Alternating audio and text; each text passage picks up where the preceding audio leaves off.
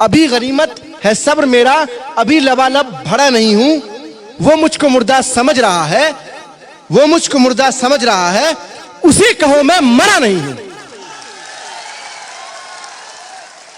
अजीजान ग्रामी, इस वक्त मुल्क के जो हालात चल रहे हैं वो हमारे और आपके सामने हैं। इस वक्त सरकार का चाल, चरित्र, चलन, ये तमाम चीजें नाजी के निजाम से मिलती है। जब नाजी के निजाम की बात आती है तो बात आती है हिटलर की। ये तमाम चीजें जो है इन सरकार की चाल चलन, और इन्होंने तो मीडिया को पूरी तरह से खरीद ही लिया है। और जो हालात इस वक्त है मीडिया के पिछले 200 डिबेट को अगर उठा के आप देखिए तो 90 डिबेट्स सिर्फ और सिर्फ हिंदू मुस्लिम, राम मंदिर, बाबरी मस्जिद और पाकिस्तान के ऊपर हुई है।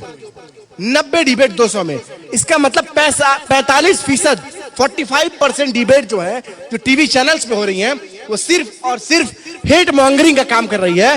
वो गांव में एक बैठा हुआ आदमी जिसको ये कुछ ही इल्म नहीं है कि जिसको इस बात का इल्म नहीं है कि हमारे बराबर में जो घर है वो हमारे एक भाई का है, जो हमारा हमवतन है, उसको इस बात से मतलब नहीं है कि वो ईसाई है, वो हिंदू है, वो सिख है या क्रिश्चियन है। उसके जहन में इस बात को डाला जा रहा है कि मुसलमान जो है इस देश का वो पाकिस्तान परस्त है। हमारे प्रधानमंत्री आदरणीय नरेंद्र मोदी जी विदेश में जाकर कहते हैं कि हिंदुस्तान एक वाहिद ऐसा मुल्क है जहां पर डेटा सबसे सस्ता है। लेकिन साथ ही साथ मोदी जी, मैं आपको यह बताना चाहूंगा कि शायद आपने अंबानी से, आपके जो दोस्त हैं उनसे दोस्ती करके डेटा को तो चीप कर दिया, लेकिन जो असली डेटा है उसको आपने छुपा रखा है। वो डेटा किसानों की आत्महत्या का है, वो डेटा आपने पूंजीपतियों को कितने पैसे उधार दिए वो वापस नहीं आए उसका डेटा है।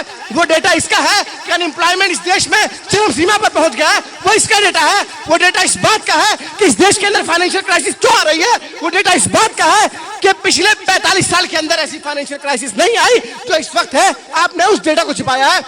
मैं हाथ जोड़कर आपसे विनती करता हूं कि ये डेटा नहीं चाहिए हमको ये तमाम डेटा चाहिए जो आपने छुपा रखा पिछले 6 साल से। अगर आप इनसे सवाल कीजिए तो आप देशद्रोही हो जाएंगे। वो लोग जो आजादी के 55 साल बाद तक इस देश के तिरंगे को मानने को तैयार नहीं थे, आज वो लोग इख्तिदार में आने के बाद हमसे हुब्बुल वतनी का सवाल करते हैं। ये तिरंगा तो हमारी ही बहन ने बनाया है और तुम हमसे हुब्बुल वतनी का सवाल करते हो। बड़े शर्म की बात है, तुम डूब मरो कि कोर्ट का ऑर्डर आने के बाद तुम्हारे से नागपुर के हेडक्वार्टर के ऊपर झंडा लहराते हो। अरे हम तो रोजाना झंडा लहराते हैं, तुम हमसे हुब्बुल वतनी का सवाल करते हो।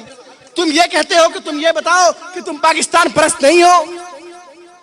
अरे हमारे पास तो ऑप्शन था इस देश को छोड़ के जाने का, लेकिन हमारे आबा उस्ताद ने, हमारे पूर्वजों ने, हमारे पुरखों ने इस मिट्टी को चुना और ये कहा कि ये हमारी मिट्टी है, हम इसको छोड़कर नहीं जाएंगे। तुम्हारे पास कोई ऑप्शन नहीं था, हमारे पास ऑप्शन होने के बावजूद भी हमने इस मुल्क को चुना। उसके बाद तो हमसे इस बात का सवाल करते हो। मेरे भाइयों, गलती सिर्फ सरकार की नहीं है, गलती हमारी और आपकी भी है, गलती अपोजिशन की भी है। अगर कोई सरकार ऑटोक्रेटिक होती है, अगर कोई सरकार इस तरह से काम करती है कि वो किसी की भी ना सुने, तो इसमें कहीं ना कहीं अपोजिशन की भी गलती होती है। आज इस वक्त अपोजिशन के जो हालात हैं वो हमारे आपके सामने हैं। सदन के अंदर स्ट्रेंथ कम है, इस बात को हम समझते हैं, लेकिन सड़कें सुनसान क्यों पड़ी हुई है? मेरा सवाल यह है, सड़कों पर सिर्फ स्टूडेंट क्यों है? सड़कों पर अपोजिशन पार्टी के लोग अब तक क्यों नहीं उतरे हैं? मेरा यह सवाल है उनसे। एक कमजोर अपोजिशन जो है एक तानाशाह सरकार को दावत देता है, और इस मुल्क के अंदर पिछले 6 साल में यही हुआ है कि इस कमजोर अपोजिशन ने इस तानाशाह सरकार को दावत दिया है और दोबारा सरकार बनी है इनकी। मेरे भाइयों, वक्त बहुत हो चला, काफी देर से आप लोग सब लोगों को सुन रहे थे। बस मैं इस बात के साथ अपनी बात को खत्म करूंगा। हबीब जालिब ने कहा कि हुजूम देखकर रास्ता नहीं बदलते हम, हुजूम देखकर रास्ता नहीं बदलते हम, किसी के डर से तकाजा नहीं बदलते हम। अल्लाह हाफिज़। बहुत बहुत शुक्रिया डॉक्टर मस्कूर अहमद उस्मानी साहब। अब मैं गुजारिश करूंगा सभी रहमान साहिब से कि वो memento of honour doctor Maskoor Ahmad Usmani साहिब को पेश करें। जोरदार